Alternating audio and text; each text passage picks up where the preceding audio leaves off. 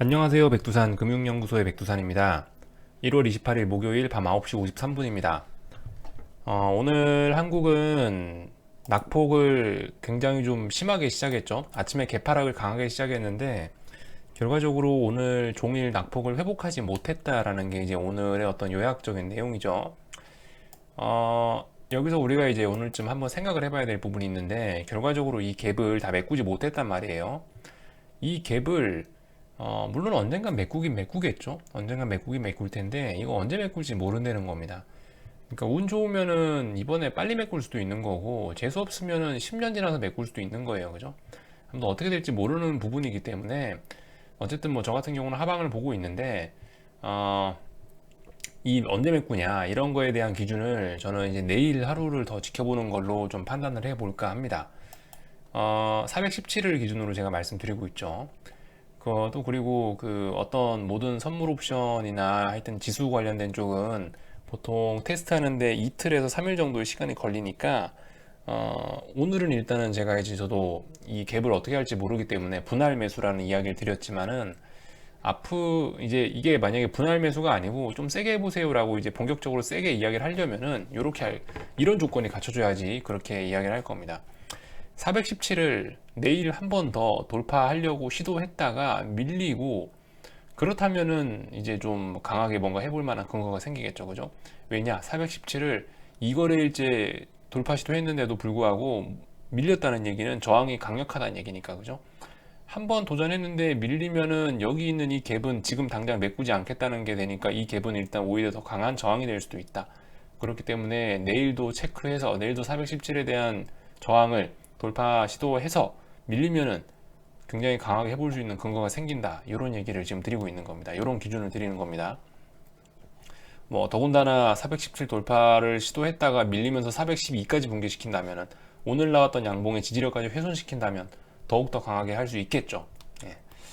아무튼 뭐 이런 이야기를 드렸고요. 그러니까 제 말은 보다 중요한 자리는 몇 번 테스트 해야 된다. 이런 이야기를 드리고 있습니다. 이게 그러니까 제일 좋은 거는 그냥 음봉으로 당일날에 쭉 밀어버렸으면 마음 편한데 이게 개파락으로 이렇게 많이 빠져버리니까 조금 좀 해석하기가 좀 애매해지고 있죠. 그래서 내일까지 좀 기다려 보자는 겁니다. 내일도 어쨌든 뭐 돌파 시도해갖고 돌파 못하고 밀리면은 이제 본격적으로 강하게 하자 이런 이야기를 드리고 있습니다. 콜옵션 같은 경우를 봐도 그렇죠. 일단 보시면 오늘 콜옵션도 어디 중요한 자리들은 다 붕괴를 시켰고요. 양봉 하나 나왔지만 이거 양봉 하나로 반등할 수 있는 게 아니죠. 최소 2거래일, 3거래일 정도 확인하는 모습이 필요하다. 예를 들면 여기 이런 모습 보이시죠? 2거래일 연속 확인하니까 오르지 않습니까? 2거래일 지키니까 오른다. 내일 중요한 날입니다. 그래서 만약에 지수가 상승하고 싶으면 내일 빨리 올라와야겠죠. 만약에 내일 올라오지 못하고 내일 비리비리비리한 모습 나온다면 어떻게 될까요? 콜옵션 또 죽는 거예요. 네, 콜옵션 또 죽는 거다. 콜옵션 죽으면 지수 상승하겠습니까? 못하겠죠. 이런 식으로 보시면 될 것 같습니다. 살아날 거면 빨리 살아나야 된다.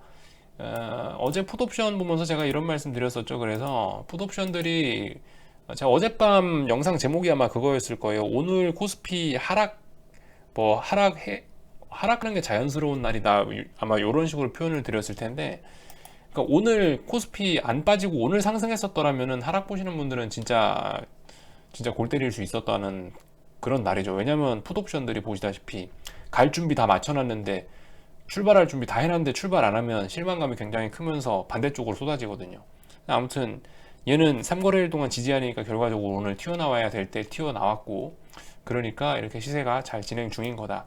뭐 이런 이야기를 좀 드리고 싶습니다. 오늘 또 참 그 고버스나 인버스 같은 경우 좀 더 안전하게 하실 분들은 2,200원 아니면 4,560원 정도 안착하고 나서 하세요 라고 계속 이야기 드리고 있습니다. 좀 마음이 급하신 분들 417 붕괴시켰으니까 가능한데 저 417도 오늘 갭으로 깼으니까 확인해보자라는 게 제 생각이고요. 그래서 어쨌든 결정적으로 요거하고 여러분들이 사실 거는 주로 이거 아닙니까? 그죠? 고버스나 뭐 코스닥 인버스일 테니까 얘네 같은 경우는 그런 기준 충족시키는 거 좀 확인하는 게 더 안전하지 않겠냐 이런 이야기 드리고 있습니다. 물론 417 붕괴됐기 때문에 해도 된다. 뭐 이제 좀 강하게 해도 된다. 이런 이야기고 2,200원이라든가 이런 게 붕괴되면 2,200원이라든가 4,560원 이런 게 돌파 한착되면은 진짜 세게 하자 이런 이야기 드리고 있습니다. 오늘 좀 재밌었던 거 아무튼 환율로 좀 넘어가는데, 환율이 오늘 무려 14원 급등했어요. 그래서 아침에 환율도 갭 상승을 굉장히 크게 했지 않습니까? 아침에 1110원을 갭 상승으로 턱걸이 하면서 출발했는데 장중에도 더 올라가고 1118원에 마감을 했어요. 이런 모습이 나왔는데, 제가 오늘 아침에 이런 말씀 드렸습니다. 1110원을 이게 이 중요한 자리를 갭상승으로 떠가지고 어떻게 될지 모르겠다. 아마 좀 테스트하지 않겠냐.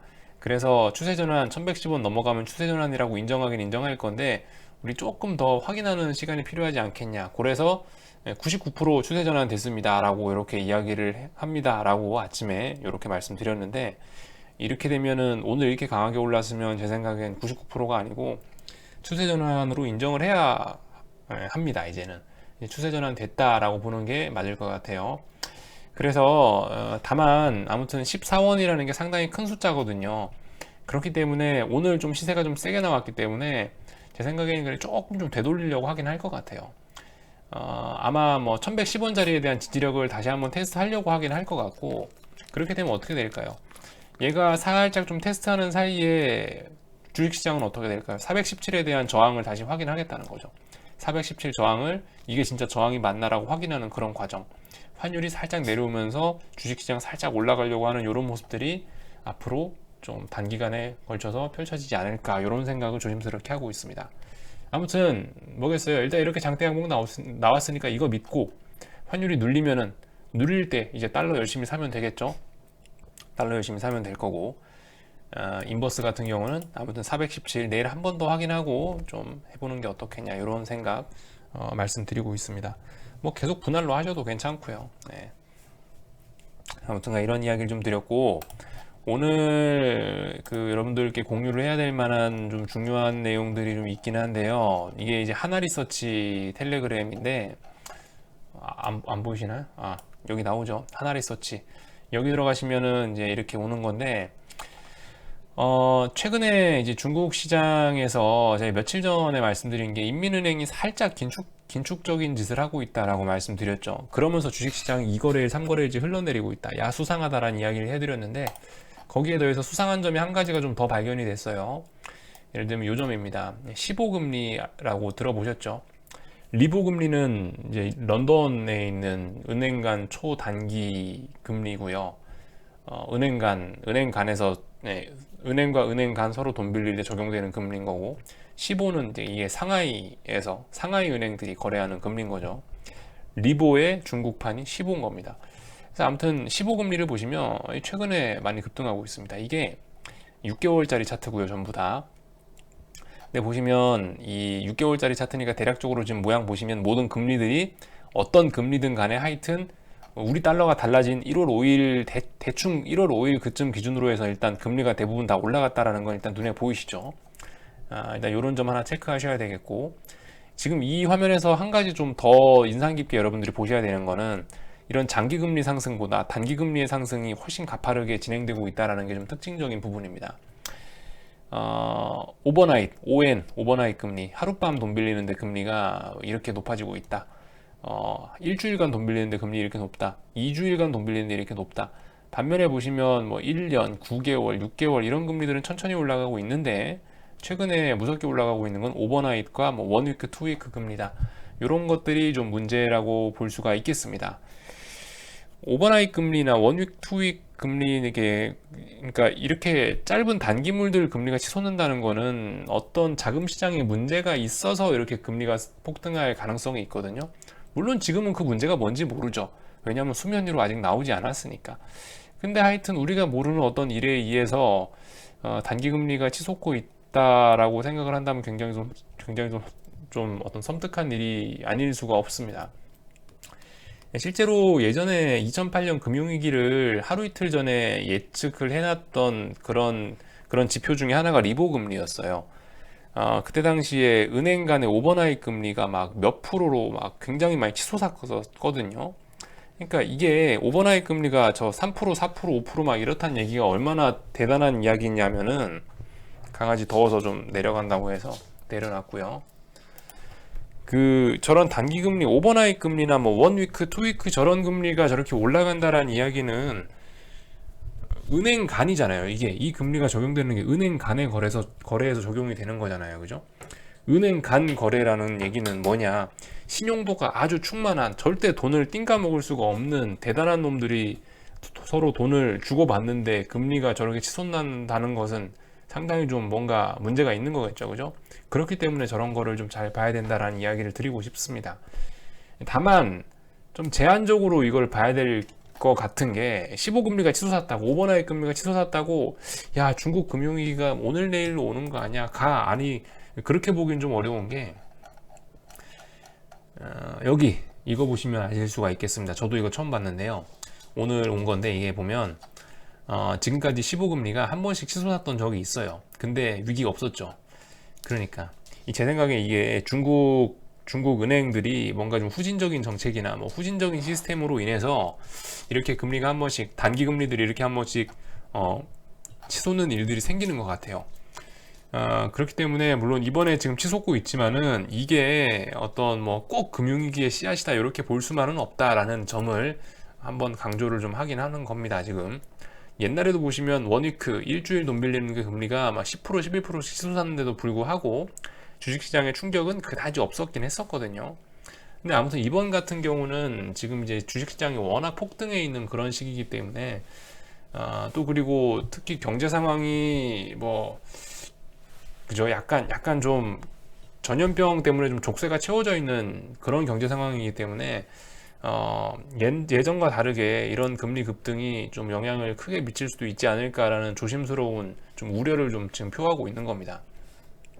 아무튼 옛날에 보니까 이렇게 됐음에도 불구하고 시장은 좀 조용하긴 조용했었다. 뭐 단기 조정 정도 나왔었다. 뭐 이런 이야기는 드릴 수 있겠는데 아무튼간 지금 이제 저 15금리가 치솟는 동시에 지금 미국 금리라든가 이런 것도 전반적으로 좀 쏟고 있고 거기에 더해서 뭐 이런 것도 계속 진행이 되고 있죠. 이게 이제 인민은행 공개 시장 조작 일정표라고 하는 건데 저도 오늘 처음 봤는데요. 아무튼 여기서 결과적으로 이게 긴축이라는 거거든요. 이게 이 자료 보면서 긴축했다라고 이야기하고 있는 건데 여기 보시면 순 공급이 가로쳐져 있죠. 마이너스라는 겁니다. 마이너스. 순 공급이 가로쳐져 있으니까 유동성을 이 가로 안 쳐져 있는 건 공급했다는 얘기고 이건 유동성을 뺏어갔다는 얘기거든요. 물론 금액이 그렇게 크진 않아요. 1,500억 위안이니까 하루에 한 10조 원 정도 금액을 이제 공급을 줄인 건데 아무튼 지금 경제 상황이 지금 전염병 때문에 콜록콜록하고 있는 상황에서 긴축의 기억자만 나와도 좀 위험할 수 있는데 실질적으로 지금 몇 거래일째 한 3거래일째 이렇게 실제로 유동성을 회수하고 있는 거 보면 좀 주의해야 되는 거 있는 게 아니냐. 뭔가 좀 이런 것과 이런 숫자들과 제가 방금 보여드린 15금리나 이런 거를 좀 종합적으로 보면은 야 이거 뭐 냄새가 굉장히 좀 짙어진다라는 거죠. 이번 시장에 오늘 왜 이리 반등이 안 나오지에 대한 어떤 그런 이유가 될 가능성이 있는 겁니다. 좀 그래서 조심해야 되겠다. 이런 이야기를 좀 말씀드릴게요. 뭐 베트남 같은 경우는 오늘 전 종목이 하한가를 갔다고 하긴 하는데 베트남 지수의 전 종목이 VN30이니까 30종목이 하한가를 갔다고 하긴 하는데 아무튼 뭐 이런 거는 뭐 제가 굳이 이야기하지 않아도 이런 건 별로 안 중요한 어떤 지나가는 현상인 것 같고요. 아무튼 좀 조심해야 되겠다. 중국 쪽에서 뭔가 냄새가 좀 나긴 난다.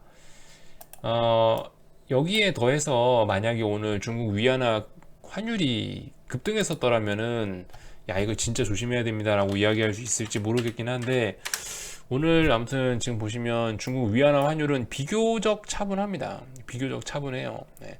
장중에 치솟았었지만은 결과적으로 일단 다시 윗꼬리 달고 내려오는 모습이 나오니까 아직까지는 뭐 안정권. 다만 뭔가 우리가 모르는 무슨 일들이 지금 벌어지고 있는 게 아니냐, 혹은 조만간 무슨 일이 일어나지 않을까, 진짜 짧은 시간 내에 무슨 일이 일어나지 않을까라는 추측 정도는 뭐 해볼 수 있게 만드는 데이터들인 거죠, 저게. 그래서 아무튼 뭐 오늘 현김의 위안화 보면요, 이 역외 환율인데 역외 환율 같은 경우는 결과적으로 오늘 장중에 이 장대 음봉을 극복했었다가 다시 밀려서 장대 음봉 안으로 들어왔습니다. 이게 중요한 자리인 거 아시겠죠? 뭐 하도 보셔서 여기 있는 이 라인을 돌파 한착하는 게 굉장히 중요하겠죠. 이 라인 돌파 한착하면 추세 전환 가능성이 상당히 높아질 텐데 아직까지 이 라인을 돌파하지는 못했고요. 오늘 장중에 많이 쐈다가 다시 아래로 내려왔다. 이 라인 돌파한착 근데 할 가능성이 높아 보이지 않습니까? 그죠? 보시면 계속 어떤 매집의 흔적이 나오고 저점이 높아지고 삼각 수렴형 나오고 있고 위쪽으로 한번 터졌었으니까 최소한 아래쪽은 아니지 않겠냐? 그럼 위쪽이지 않겠냐라는 생각 정도는 해볼 수 있을 것 같아요. 아무튼 이런 이야기 정도를 좀 드렸고요. 미국장 넘어가기 전에 잠깐 뭐 리플 여러분들 달아놓으신 리플 하나만 좀 보고 좀 넘어가도록 하겠습니다. 여기 보시면은 사실 이제 제가 어떤 위기나 이런 걸 자꾸 이야기하기 때문에 여기다가 이제 솔직히 이런 데 와갖고 대세 상승 이야기하기 좀 힘들잖아요, 그죠? 근데 이렇게 더군다나 주식시장이 빠지는 날에도 이렇게 대세 상승을 이야기해 주시는 분이 계세요. 임용택 님이라고. 저는 뭐 이분을 욕하려고 이렇게 이야기하는 게 아니고, 정말 대단하다. 정말 대단하신 분이다라는 그런 진짜 어떤 본인만의 뷰가 확실하신 분이다라는 좋은 말씀 드리고 싶어서 이런 이야기를 하는 거고, 아무튼 그래요. 안 그래도 보통 보면은 양봉 나오는 날이면 대세 상승한다는 사람들이 우르르르 와가지고 막 약간 조롱성 글을 남기고 가는데, 이분은 오히려 하락하는 날에도 어떤 차분하게 자기 생각을 이야기하시는 거 보면 어떤 본인만의 뷰가 확실하게 있는 뭔가 이제 좋으신 분 같다는 생각이 듭니다. 물론 저와 뷰는 약간 달라요.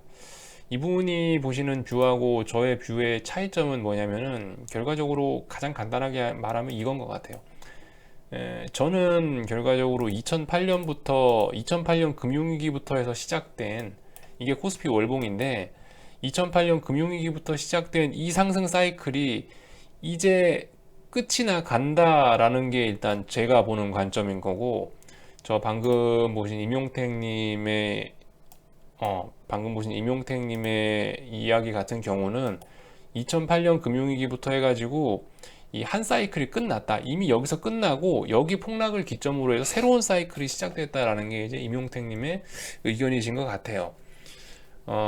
그렇기 때문에 이제 저 같은 경우 2008년부터 시작돼서 아직까지 진행되고 있고 이게 이제 마지막 시세다라고 이야기하고 있는 게, 뭐 예를 들면 뭐 경제가 불황인데 뭐 이렇게 오르는 게 이상하고, 뭐 더군다나 예를 들면은 이게 만약 진짜 이번에 금융위기급 조정이 나왔을 거라면 여기서 뭐 개인들이 샀었어는 안 되고 매집하는 시간이 최소 몇 개월이 걸렸어야 되는데 이걸 개인이 받아주면서 올라왔고, 뭐 최근에 뭐 상승이 너무 가팔랐고 이런 이유들을 들 수 있겠죠. 아무튼 임용택님 같은 경우는 이렇게 보시는 겁니다. 그러니까 아무튼 한 사이클이 끝난 거예요. 임용택님이 보시기엔 여기서부터 여기까지 한 사이클이 끝나고 나서 금융위기급의 조정이 한번 나온 거고, 전염병으로 인해서 여기서부터 다시 새로운 10년간의 대상승 시작, 뭐 이런 식으로. 그렇기 때문에 이 상승이 언제 끝날까요? 그런 관점에서 보면은 이 상승은 다음번에 연준이 기준금리를 인상하기 전까지는 끝나지 않게 됩니다.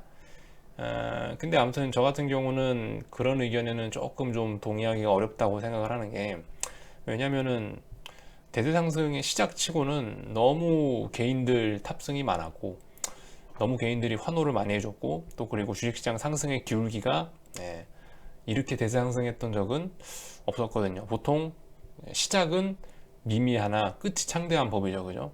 근데 이게 시작이라고 한다면은 좀 약간 설명이 안 되는 그런 면이 있어서, 저는 아무튼 이거는 2008년부터 시작된 이 한 사이클의 끝일 가능성이 높다라고 이렇게 보고 있는 거고, 그래서 금융위기를 이야기하는 거죠.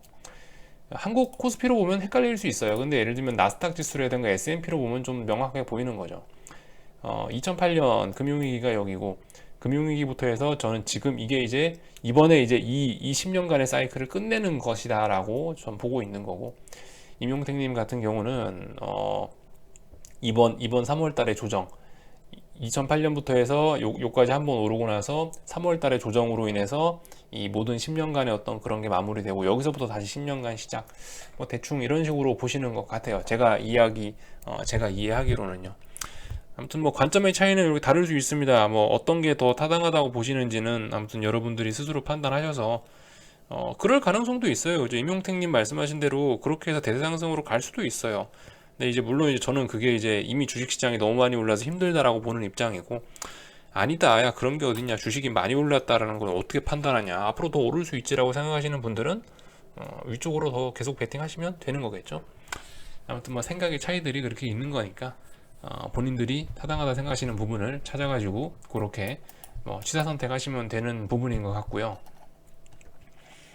아무튼 미국 시장 넘어갈게요. 오늘 좀 잡다한 이야기가 좀 길었네요. 미국 시장 같은 경우 어제 그러니까 미국도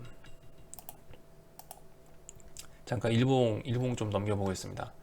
미국 같은 경우도 사실 좀 이런 점을 똑같이 신경 써보긴 써봐야 될 것 같아요. 여기 보시면 갭 하락을 하긴 했지 않습니까?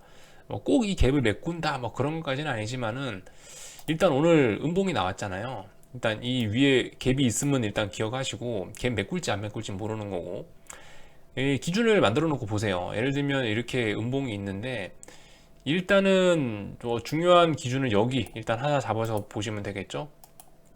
여기 있는 이 라인 지워다 다시 그읍시다. 여기다가 이렇게 라인 하나 그었어요. S&P는 지금 보시면 이게 현물 지수인데 2765 정도를 기준으로 해서 이거 못 넘다가 이거 돌파하니까 위쪽으로 시세가 났다가 한번 지지했다가 이번에 무너졌지 않습니까? 그러니까 오늘 밤에 보셔야 될 부분은 이런 건 것 같아요. 이 라인에 대한 이 저항을 돌파한착 할 수 있는지 여부. 한국시장 317하고 비슷한 이야기입니다. 한국시장 317하고 똑같은 이야기 하고 있는 거예요. 이걸 317이라고 보면은 오늘 붕괴가 됐으니까 이거 다시 한번 확인하자. 확인해서 못 넘으면 진짜 강력해지는 거죠. 그죠? 못 넘으면은 어마어마한 일이 생길 수 있는데 결과적으로 이걸 다시 위쪽으로 올라온다라고 한다면 또 다시 더 기다려 봐야 된다라는 이야기. 만약에 이게 이제 돌파 한착한다 위쪽으로 이 라인을 돌파 한착한다라고 하면 뭘 봐야 될까요? 봉이 워낙 길기 때문에 이 봉의 절반 정도 잘라갖고 보세요.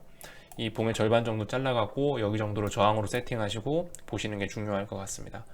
그렇게 해서 올라오면 어디까지 올라올 수 있나, 이 라인까지는 올라오나, 이런 점들 체크하시면 되겠죠. 오늘 밤에 아무튼 여기 있는 이 라인을 다시 한번 테스트할 것 같습니다.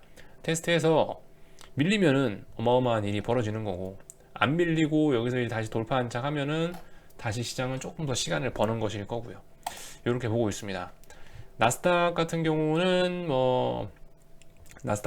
아직 그 라인을 붕괴시키지도 않았었기 때문에 어제 나스닥은 S&P하고 비슷한 자리가 지금 딱 여기죠. 정확하게 종가상으로 딱 턱걸이 했는데 그러니까 오늘 얘는 나스닥은 이제 붕괴시킬지 말지 이런 거를 오늘 고민을 하는 날이 될 것 같습니다. 이 정도 이야기를 드렸고, 이게 또 주식시장이 좀 흔들리다 보니까 최근에 금리는 또 조금 좀 떨어지고 있어요, 다시. 그래서 금리는 또 안정적인 모습을 보이고 있는데, 이럼에도 불구하고 아무튼 오늘 중국 15금리는 뭔가 치솟고 있다는 거죠. 일단 중국과 관련된 부분을 좀 잘 보셔야 될 것 같습니다. 요즘 미국 주식시장은 생각보다 조용한데요. 미국 금융시장은 생각보다 조용한데 자연스러운 흐름들이 나타나고 있어요. 특별히 이상한 거 없이. 근데 아무튼 중국이 뭔가 자꾸 긴축 냄새가 나고 자꾸 뭐가 15금리 이런 게 올라가는 걸 보니까 뭔가 좀 냄새가 난다 이런 느낌 정도는 받을 수 있겠습니다. 아무튼 오늘도 달러 인덱스하고 이제 이 정도 체크하고 마칠 건데, 달러는 강하게 올라오고 있죠. 네, 달러 강하게 올라오고 있고 90일 넘어야 시세 전환 인정할 거다, 추세 전환 인정할 거다라고 이야기하고 있습니다. 90일짜리. 근데 거의 가능성이 좀 있어 보이죠.